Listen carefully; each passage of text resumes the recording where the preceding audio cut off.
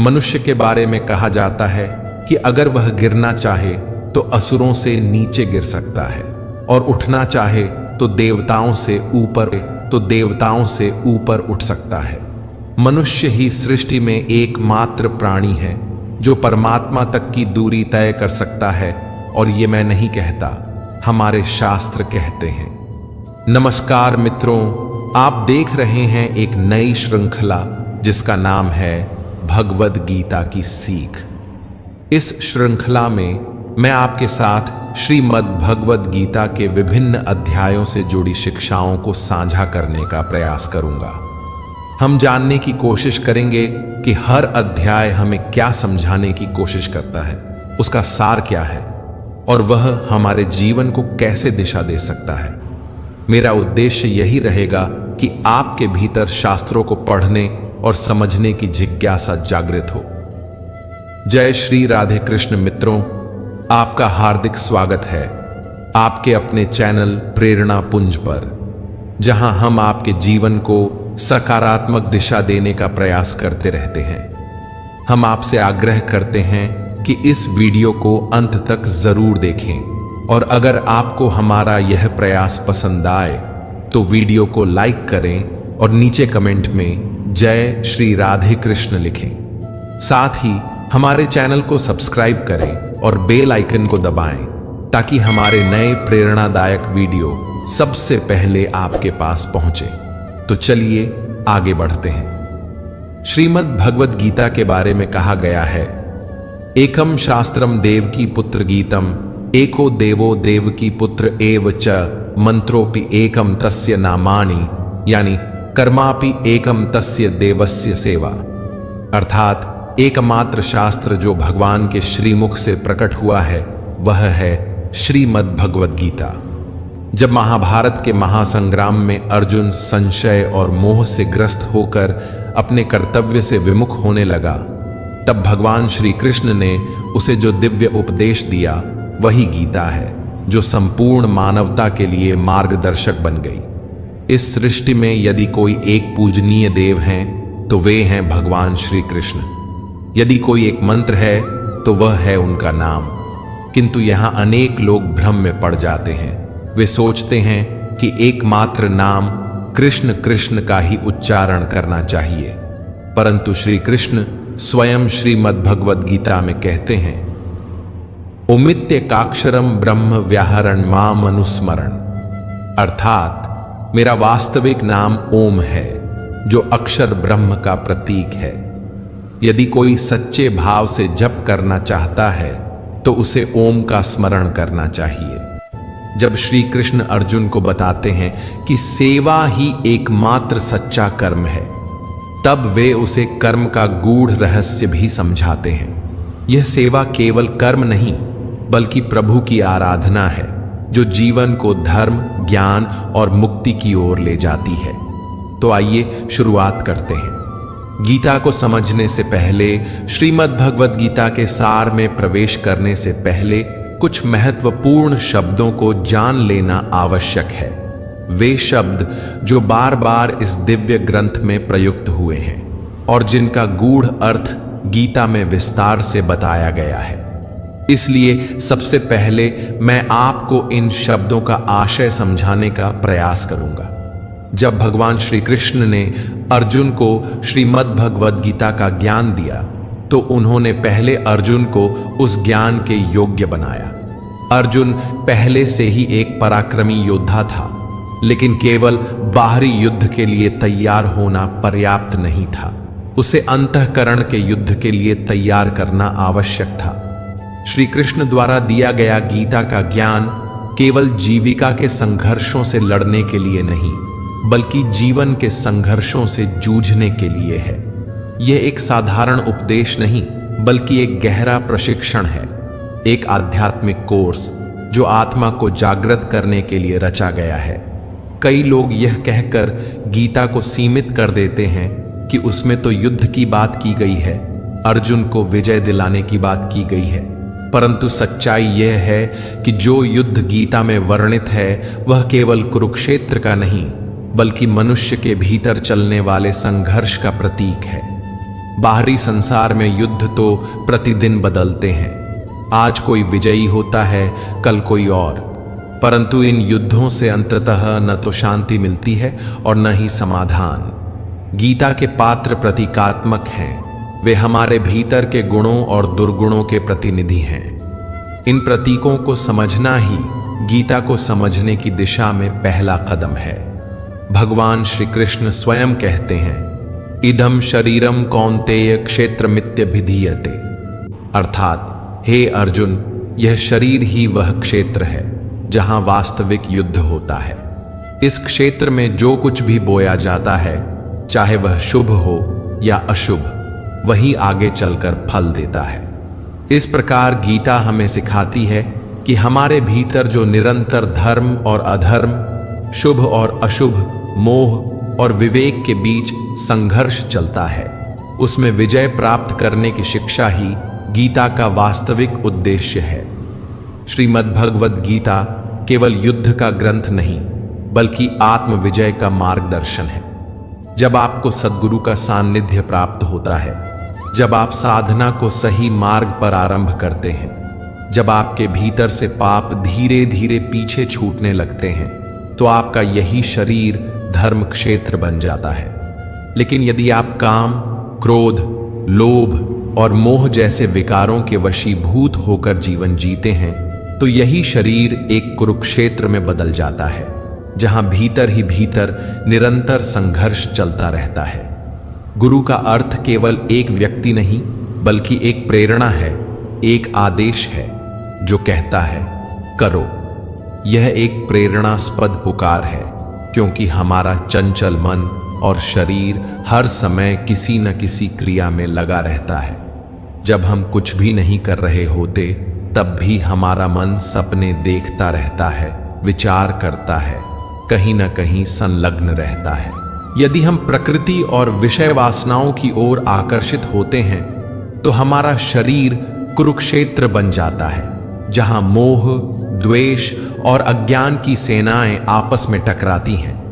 परंतु जब हम परमात्मा की ओर मुड़ते हैं, उनके मार्ग पर चलने लगते हैं, तब यही शरीर धर्म क्षेत्र बन जाता है, जहां शांति, विवेक और आत्मज्ञान की विजय होती है।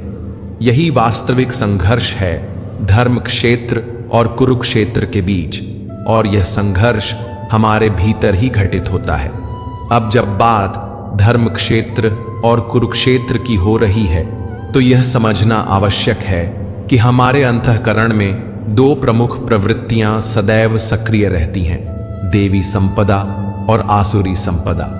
देवी संपदा का प्रतिनिधित्व करते हैं पुण्य रूपी पांडु और कर्तव्य रूपी कुंती। जब तक पुण्य का प्रकाश जागृत नहीं होता, तब तक हम अपने कार्यों को केवल सामाजिक या व्यावहारिक कर्तव्य समझकर करते हैं। लेकिन जैसे ही पुण्य जागता है, जैसे ही आत्मा में प्रकाश होता है, तभी देवी संपदा सजीव हो जाती है, और तभी हम सच्चे अर्थों में अपने कर्तव्यों को पहचान पाते हैं। क्योंकि बिना पुण्य के कर्तव्य केवल एक बोझ बन जाता है, लेकिन जब पुण्य जागृत होता है, तब कर्तव्य सेवा बन जाता है, योग बन जाता है, ईश्वर का माध्यम बन जाता है। कुंती ने पुण्य के जागृत होने से पहले, यानी पांडु के प्रकट होने से पहले, जो कुछ प्राप्त किया वह था कर्ण। कर्ण कोई साधारण पात्र नहीं है, वह हमारे भीतर जमी बंधनकारी रूढ़ियों का प्रतीक है। वे रूढ़ियां जो हमें बचपन से संस्कारों, मान्यताओं और सामाजिक मर्यादाओं के रूप में सिखा दी जाती है। कर्ण हमारे मन की वह परत है जो सच्चाई से पहले बनती है, जो जन्म से पहले नहीं, पर समझ के पहले से हमारे भीतर सक्रिय हो जाती है। यही कर्ण जब हमारे जीवन पर हावी रहता है, तब हम समाज और परंपराओं के अनुसार निर्णय लेते हैं, आत्मा की पुकार को दबाकर। परंतु जिस दिन पुण्य जागृत होता है, उसी दिन देवी संपदा भी प्रकट हो जाती है। और जब यह संपदा जागृत होती है, तो हमारे अंतःकरण में धर्म रूपी युधिष्ठिर का जन्म होता है, अनुराग रूपी अर्जुन उत्पन्न होता है। वह अर्जुन जो भगवान की ओर आकर्षित होता है, जिसने यह निर्णय ले लिया है कि उसे ईश्वर को पाना है, उस दिव्य ज्ञान को समझना है। और जब इस अनुराग का अंकुर आपके भीतर फूट पड़ता है, तभी आप भगवद गीता को समझने योग्य बनते हैं। फिर आपके भीतर भाव रूपी भीम जागृत होता है, वह प्रबल भावना जो धर्म के लिए हर चुनौती से टकराने को तैयार रहती है। नियम रूपी नकुल आपके जीवन में व्यवस्था लाता है, अनुशासन की भावना लाता है। सत्संग रूपी सहदेव आपको सत्संग की ओर, ज्ञान की ओर, साधुजनों की ओर ले जाता है। और साथ ही सात्विकता रूपी सात्विकी भी आपके स्वभाव में समा जाती है, जो आपके जीवन को निर्मल बनाती है। यही सात्विक प्रवृत्तियां जब एक साथ जागृत होती हैं, तो आपका मन कर्तव्य के द्वारा भाव पर विजय की ओर अग्रसर होता है। और यही कुंती भोज कहलाता है, जहां कर्म और भावना का संतुलन होता है। इन सातों प्रवृत्तियों को 7 अक्षौहिणी सेनाओं के रूप में दर्शाया गया है। अक्ष का अर्थ है दृष्टि, वह दृष्टिकोण जो सत्य की ओर देखता है। ये 7 सीढ़ियां हैं, 7 भूमिकाएं हैं जो हमें परमात्मा तक की यात्रा पर ले जाती हैं। ये गणनाएं केवल प्रतीक नहीं, बल्कि आत्मिक विकास के 7 चरण हैं। और ये प्रवृत्तियां, ये दिव्य शक्तियां अनंत हैं, सीमाहीन हैं। अब यदि हम आसुरी संपदा की बात करें, यानी कि उस कुरुक्षेत्र की जो हमारे भीतर ही उभरता है, तो उसमें शामिल होती हैं हमारी 10 इंद्रियां और एक चंचल मन। ये मिलकर कुल 11 सेनाएं बनाती हैं, जो आसुरी प्रवृत्तियों का प्रतिनिधित्व करती हैं। इस कुरुक्षेत्र का राजा है धृतराष्ट्र, वह व्यक्ति जो सत्य को जानता है, जिसने धर्म के उपदेश सुने हैं, लेकिन फिर भी आंखें मूंद कर जीता है। वह धृतराष्ट्र है। वह अज्ञानता का प्रतीक है। उसे अपने मोह से अधिक कुछ नहीं दिखता। उसकी जीवन संगिनी है गांधारी, जो हमारी इंद्रियों पर आधारित प्रवृत्ति का प्रतिनिधित्व करती है, जो जानबूझकर अपनी आंखों पर पट्टी बांध लेती है, जिससे सत्य दिखाई ही ना दे। इन दोनों के संतान रूप में मोह का प्रतिनिधित्व करता है दुर्योधन। वही मोह जो सभी समस्याओं का मूल है, वही जो हमें संसार से बांध कर रखता है। इसके बाद आता है दुर्बुद्धि रूपी दुशासन, जिसकी बुद्धि भ्रष्ट हो चुकी है और जो सही गलत का भेद करना भूल गया है। फिर आते हैं भीष्म, जो भ्रम का प्रतीक है। भ्रम के कारण ही मनुष्य जीवन भर किसी एक सत्य को पकड़ नहीं पाता। इन पात्रों और प्रवृत्तियों का विस्तार गीता में प्रतीकात्मक भाषा में किया गया है, ताकि हम अपने भीतर चल रहे धर्म और अधर्म के युद्ध को पहचान सकें और जीत का मार्ग चुन सकें। इनके बारे में आगे विस्तार से बात करेंगे। इन सभी पात्रों और प्रवृत्तियों के बीच एक और पुण्यात्मा विद्यमान है, विदुर। वह स्वयं अज्ञान के वातावरण में रहता है, परंतु उसकी दृष्टि सदैव पांडवों के कर्मों पर टिकी रहती है। उसका मन, उसकी चेतना हमेशा धर्म की ओर आकृष्ट रहती है। वह उनके साथ जुड़ना चाहता है, उनके मार्ग पर चलना चाहता है। विदुर वह पात्र है जो अधर्म के बीच रहकर भी धर्म की तलाश करता है, अज्ञान में रहते हुए भी प्रकाश की ओर बढ़ने का प्रयास करता है। यही उसकी विशेषता है। अब आइए श्रीमद् भगवद गीता के प्रथम अध्याय की ओर बढ़ते हैं और समझते हैं कि इस अध्याय से हमें क्या सीख मिलती है। मैं यहाँ सरल और सहज शब्दों में कुछ महत्वपूर्ण बातें आपके सामने रखने का प्रयास करूंगा। श्रीमद् भगवद गीता के प्रथम अध्याय का पहला श्लोक है, धृतराष्ट्र उवाच धर्मक्षेत्रे कुरुक्षेत्रे संवेता युयुत्सवः माम का पांडवाश्चैव किम कुर्वत संजय। इस श्लोक में धृतराष्ट्र, जो जन्म से अंधे थे, संजय से प्रश्न करते हैं। यद्यपि वे शारीरिक रूप से दृष्टिहीन थे, फिर भी उन्होंने महाभारत का संपूर्ण युद्ध देखा, परंतु किसके माध्यम से? संजय के माध्यम से। धृतराष्ट्र यहां अज्ञानता का प्रतीक है, और संजय प्रतीक हैं संयम और विवेक के। धृतराष्ट्र पूछते हैं, हे संजय, धर्म क्षेत्र कुरुक्षेत्र में जो युद्ध की इच्छा से मेरे और पांडु के पुत्र एकत्र हुए हैं, उन्होंने आखिर किया क्या? यह प्रश्न केवल युद्ध के आरंभ को जानने का नहीं, बल्कि अज्ञान द्वारा विवेक से पूछे गए एक गूढ़ प्रश्न का प्रतीक है। यह समझना आवश्यक है कि अज्ञानता धृतराष्ट्र स्वयं देख नहीं सकती, समझ नहीं सकती। उसे विवेक और संयम संजय के माध्यम से ही सत्य का ज्ञान हो सकता है। यह वह स्थिति है जब मनुष्य अंधकार में होता है, लेकिन उसका भीतर कहीं ना कहीं यह जानना चाहता है कि सत्य क्या है, धर्म क्या है और उसका मार्ग कौन सा है। लेकिन जब तक मोह रूपी दुर्योधन यानी अज्ञानता का पुत्र जीवित रहेगा, धृतराष्ट्र की दृष्टि सदैव कौरवों की ओर ही रहेगी। उसकी सोच सीमित, पक्षपातपूर्ण और विकारों से ग्रस्त रहेगी। यही गीता की शुरुआत की मूल चेतावनी है। जैसा कि श्री कृष्ण ने स्वयं गीता में कहा है, इदम शरीरम कौन्तेय क्षेत्र मित्यभिधीयते। हे अर्जुन, यह शरीर ही क्षेत्र है। यह युद्ध का मैदान सिर्फ कुरुक्षेत्र नहीं है, बल्कि हमारा शरीर, हमारा मन, हमारी चेतना ही वह क्षेत्र है जहां धर्म और अधर्म, ज्ञान और अज्ञान, संयम और मोह के बीच निरंतर युद्ध चल रहा है। श्रीमद् भगवद गीता का प्रथम अध्याय इसी भीतरी युद्ध की भूमिका है, जिसे समझे बिना गीता का मर्म नहीं समझा जा सकता। जैसे जैसे आप श्रीमद् भागवत गीता का अध्ययन करते जाएंगे, आप पाएंगे कि प्रारंभिक अध्यायों में अनेक पात्रों का उल्लेख होता है, किंतु आगे चलकर संवाद केवल भगवान श्री कृष्ण और अर्जुन के बीच सीमित रह जाता है। इसका एक गूढ़ संकेत है, यह दिव्य ज्ञान केवल उस अनुरागी अर्जुन के लिए है जिसने शरणागति को अपनाया है। क्योंकि जब तक व्यक्ति स्वयं भगवान को पाने की तीव्र इच्छा नहीं करता, तब तक गीता का ज्ञान उसके भीतर नहीं उतरता।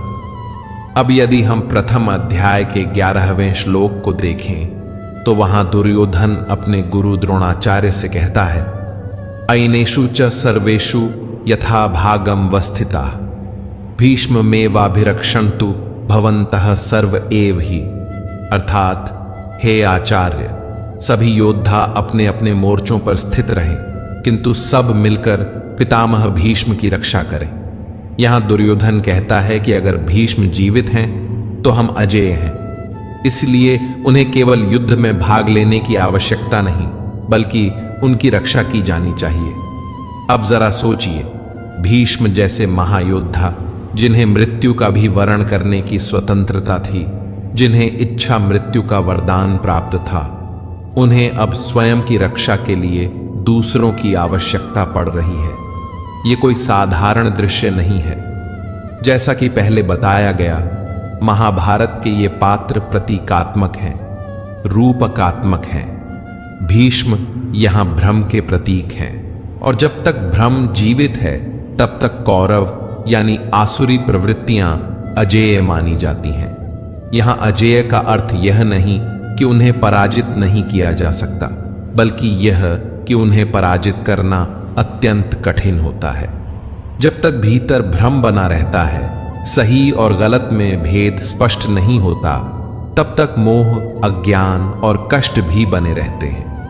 लेकिन जैसे ही भ्रम समाप्त होता है, वैसे ही अविद्या, मोह और सभी विकार अपना अस्तित्व खोने लगते हैं। इसलिए भीष्म का जीवित रहना केवल युद्ध में उनकी भूमिका नहीं, बल्कि यह बताने का संकेत है कि जब तक हमारे भीतर का भ्रम जीवित है, तब तक आध्यात्मिक विजय संभव नहीं है। दुर्योधन अपने गुरु द्रोणाचार्य से कहता है, गुरुदेव, पांडवों की सेना का नेतृत्व भीम कर रहा है और हमारी सेना का नेतृत्व पितामह भीष्म कर रहे हैं। यह बात केवल युद्ध के प्रबंध की नहीं, बल्कि एक गहरा प्रतीक है। भीम यहां भाव का प्रतीक है, और केवल भावों में ही परमात्मा का वास होता है। जब तक आपके भीतर सच्चे भाव हैं, तब तक आप परमात्मा की ओर बढ़ सकते हैं, उनकी अनुभूति कर सकते हैं। लेकिन जब तक भीतर भ्रम जीवित है, जिसे भीष्म के रूप में दर्शाया गया है, तब तक आपकी चेतना आसुरी संपदा से घिरी रहती है और यह भ्रम बना रहता है कि असली सुख तो संसार के भोगों में है। इस समय जो राजा है वह मोह रूपी दुर्योधन है। वही संवाद कर रहा है गुरु द्रोणाचार्य से, जो द्वैत बुद्धि का प्रतीक है। द्वैत यानी मैं अलग हूं और परमात्मा अलग है। जब तक यह अनुभूति बनी रहती है कि हम और ईश्वर अलग हैं, तब तक वह द्रोणाचार्य जीवित रहते हैं। आचार्य द्रोण के बारे में कहा जाता है कि जब तक उनके हाथ में शस्त्र है, उन्हें कोई पराजित नहीं कर सकता। वे अजेय हैं और यही द्वैत बुद्धि का स्वभाव भी है, जो तब तक टूटती नहीं जब तक कि उसे भीतर से कोई गहरी चोट न दी जाए। तब भगवान श्री कृष्ण ने एक युक्ति रची। उन्होंने कहा, कौरवों की सेना में एक हाथी है जिसका नाम अश्वत्थामा है। अगर उसे मार दिया जाए और यह प्रचार कर दिया जाए कि अश्वत्थामा मारा गया, तो द्रोणाचार्य इसे अपने पुत्र की मृत्यु समझ लेंगे। यही हुआ। भीम ने अश्वत्थामा नामक हाथी को मार दिया। फिर युधिष्ठिर ने सत्य को न तोड़ते हुए धीरे से कहा, अश्वत्थामा हथ, और बाकी शब्द नर व कुंजरा, मनुष्य या हाथी, धीमे स्वर में बोले। द्रोणाचार्य ने केवल पहले भाग को सुना और मान लिया कि उनका पुत्र मर गया है। उनके हाथ से धनुष छूट गया। वे निष्प्राण से युद्ध भूमि में बैठ गए और तब उनकी मृत्यु हुई। यहां मृत्यु किसी अस्त्र से नहीं हुई, मृत्यु हुई मोह से। जिस पुत्र से अत्यधिक आसक्ति थी, उसी के खोने की कल्पना ने उन्हें पराजित कर दिया। और इस कथा का सबसे गहरा संकेत है अश्वत्थामा का अमर होना। अश्वत्थामा प्रतीक है उस मोह का, उस लगाव का, जो मनुष्य को जन्म जन्मांतरों तक बांधे रखता है। जब तक आत्मज्ञान नहीं होता, जब तक मोक्ष नहीं प्राप्त होता, यह मोह किसी न किसी रूप में जीवित रहता है। इसलिए अश्वत्थामा को अमर कहा गया है। वह आज भी जीवित है, क्योंकि मोह आज भी हमारे भीतर है। श्रीमद् भगवद गीता के प्रथम अध्याय के श्लोक 15 में वर्णित है, पांचजन्यम ऋषिकेशो देवदत्तम धनंजय पौंड्रम दद्मो महाशंखम भीमकर्मा वृकोदर, अर्थात ऋषिकेश, जो कि समस्त इंद्रियों के स्वामी हैं। भगवान श्री कृष्ण ने पांचजन्य नामक शंख बजाया। अर्जुन ने देवदत्त शंख और भीम ने पौंड्र नामक महान शंख ध्वनित किया। यहां पांचजन्य केवल एक शंख नहीं है, यह हमारी पांचों ज्ञानेंद्रियों नेत्र, नासिका, जिह्वा, त्वचा, कर्ण का प्रतीक है। भगवान जब इसे ध्वनित करते हैं तो यह उद्घोष करते हैं कि अब ये इंद्रियां संसार में भटकने के लिए नहीं, बल्कि परमात्मा के अधीन होने के लिए तैयार हैं। पांचों इंद्रियों को संयमित कर भक्त की श्रेणी में लाने का यह आह्वान है। भगवान श्री कृष्ण केवल एक सारथी नहीं, सद्गुरु हैं, योगेश्वर हैं। जब अर्जुन युद्ध भूमि में भ्रमित हो गया, मोह से भर गया, तब उसने श्री कृष्ण से कहा, शिष्यस्ते हम शादिमा त्वां प्रपन्नम, अर्थात हे प्रभु, मैं अब आपका शिष्य हूं, आपकी शरण में हूं। मुझे ज्ञान दीजिए, मेरा मार्गदर्शन कीजिए, मुझे पार लगाइए। जब तक कोई शिष्य स्वयं को पूर्णतः भगवान के हवाले नहीं करता, जब तक भगवान स्वयं उसके हाथ नहीं थामते, तब तक सच्चे अर्थों में साधना, ध्यान, भजन या आत्मान्वेषण की यात्रा आरंभ नहीं होती। अब बात करते हैं शिखंडी की, जिसे कभी शिखंडिनी कहा गया। यह नाम मात्र एक योद्धा का नहीं, बल्कि एक गहरा प्रतीक है। यथार्थ गीता में स्वामी जी कहते हैं कि शिखंडी का अर्थ है शिखा सूत्र का त्याग, अर्थात जब व्यक्ति अपने बाह्य आडंबर, जातिगत अभिमान, कर्मकांड की दिखावे वाली प्रवृत्तियों को त्याग देता है, जब वह केवल सत्य की खोज में लग जाता है, तब वह शिखंडी बनता है। और भीष्म, जो भ्रम का प्रतीक है, वह उसी शिखंडी के माध्यम से पराजित होते हैं।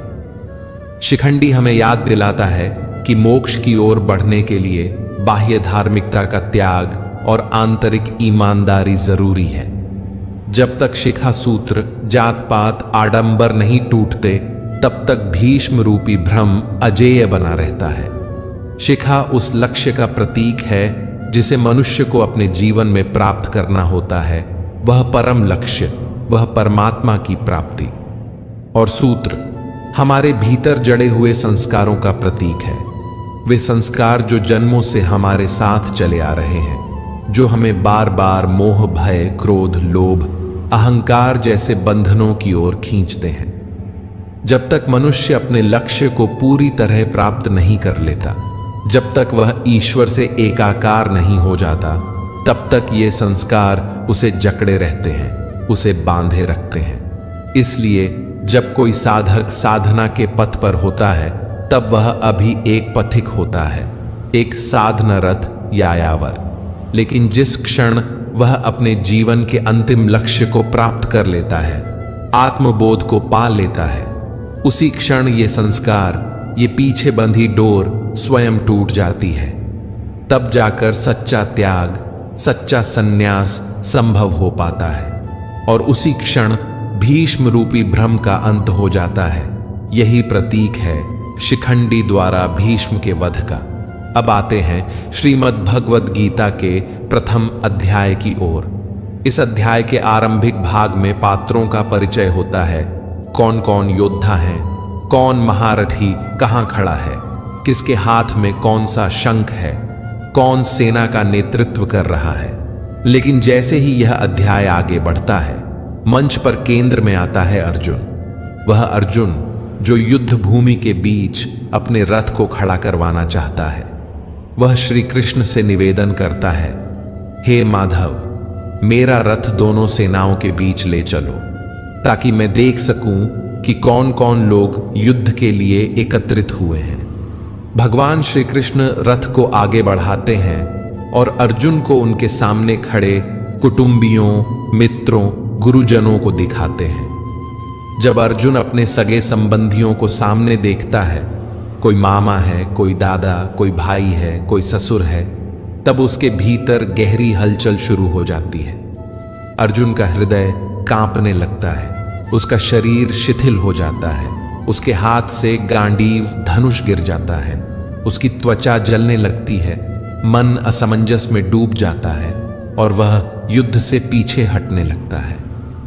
उसे लगता है कि यह युद्ध केवल रक्त और मांस का संघर्ष नहीं, यह अपनों के विरुद्ध खड़े होने की पीड़ा है। यहीं से गीता का असली संवाद आरंभ होता है, जब संघर्ष बाहरी नहीं बल्कि आंतरिक हो जाता है, जब एक योद्धा का द्वंद्व केवल युद्ध भूमि का नहीं, आत्मा का हो जाता है।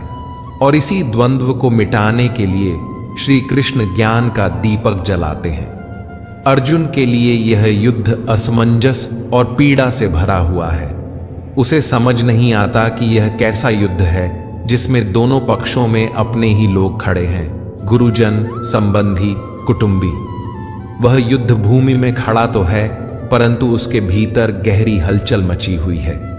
वह श्री कृष्ण से कहता है, हे माधव, मेरे शरीर में कंपन हो रहा है, मेरा गांडीव हाथ से गिर रहा है और मेरी त्वचा जल रही है। यह युद्ध तो मुझे विनाश की ओर ले जाता प्रतीत हो रहा है, न कि कल्याण की ओर। अर्जुन इस क्षण तक श्री कृष्ण को केवल एक मित्र मानता है, एक सखा, एक सारथी। वह अब भी यह नहीं जानता कि सामने जो खड़ा है वह स्वयं परमेश्वर का अवतार है, वही योगेश्वर है जो उसे शीघ्र ही गीता का दिव्य ज्ञान देने वाले हैं।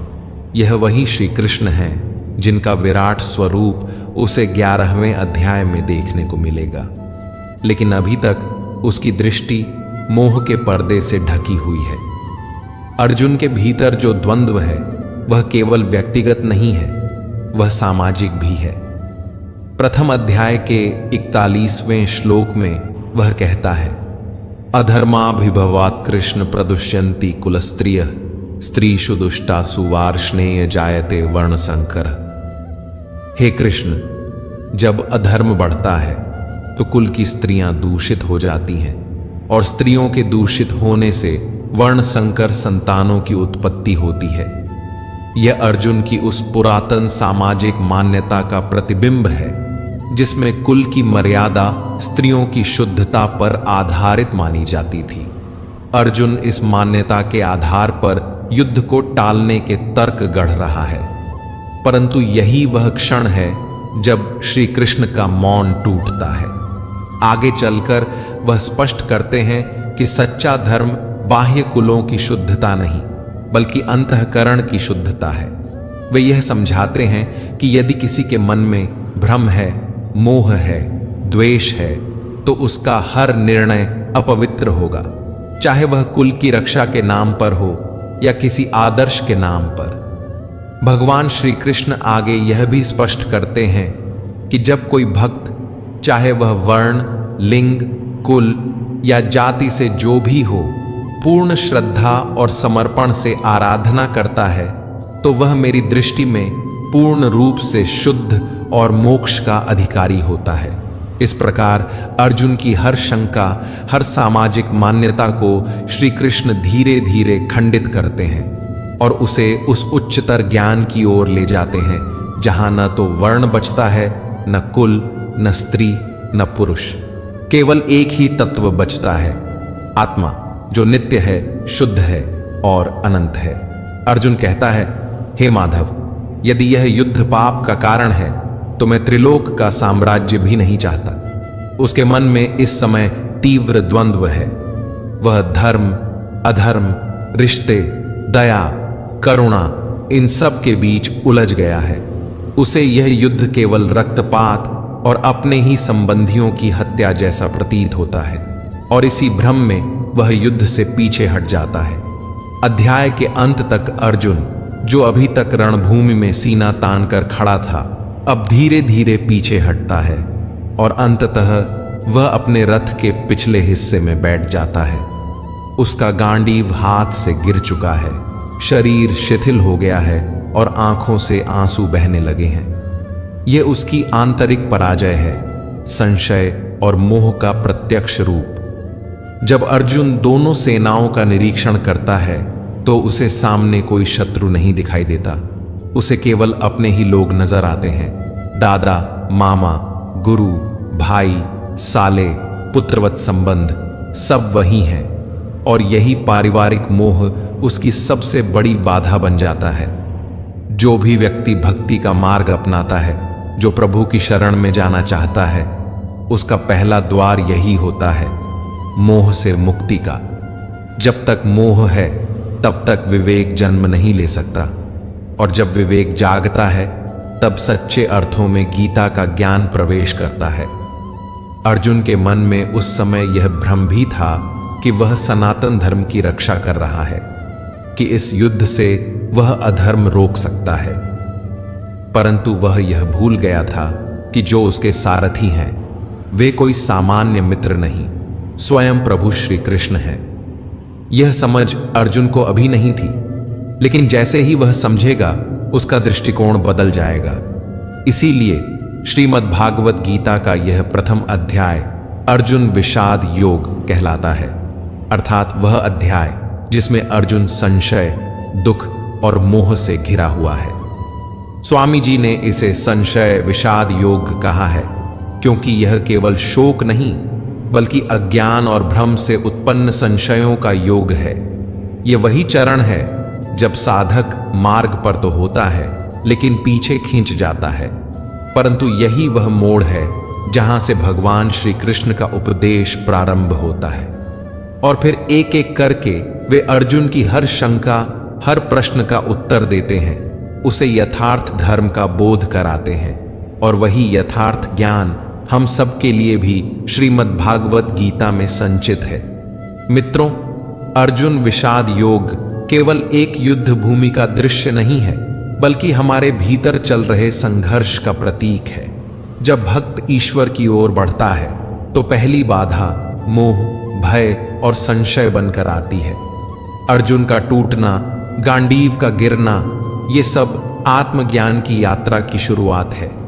अब अगला अध्याय गीता का दूसरा अध्याय वहीं से शुरू होगा जहां से भगवान श्री कृष्ण का उपदेश शुरू होता है, जहां से संशय का अंत और समाधान का आरंभ होता है। और यह समाधान केवल अर्जुन का नहीं, यह हम सब का है। यह गीता केवल शास्त्र नहीं है, यह जीवन का मार्ग है जो हमें जीवन के रण में अडिग बनाता है। हम सब भी नया दृष्टिकोण पाएं। मित्रों, आज के लिए बस इतना ही। अगर आपको ये वीडियो पसंद आया हो तो इसे लाइक करें और अपने परिजनों के साथ ज्यादा से ज्यादा शेयर करें। कमेंट में जय श्री राधे कृष्ण लिखना न भूलें और ऐसे ही और ज्ञानवर्धक वीडियो देखने के लिए हमारे चैनल को सब्सक्राइब करें और घंटी का बटन भी दबाएं। अंत तक मुझे सुनने के लिए आपका बहुत बहुत धन्यवाद। जय श्री राधे कृष्ण। राधे राधे।